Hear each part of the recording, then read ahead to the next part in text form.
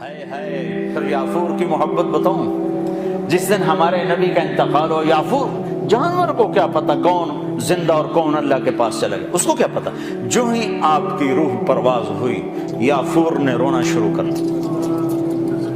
اور چیخنا شروع کر دیا اور رسی توڑا لی اور مدینے کی گلیوں میں بھاگت رہا ہے اور شور مچا رہا، بھاگ رہا، شور مچا رہا، آخر میں ایک کنویں میں چھلانگ لگائی اور ڈوب کے مر گیا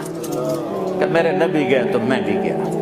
آپ کی 4 اونٹنیاں تھیں جن پر آپ نے سواری فرمائی، عزبا، شہبا، جدعا، قصوا۔ اس میں جو آپ کی اونٹنی شہبا تھی،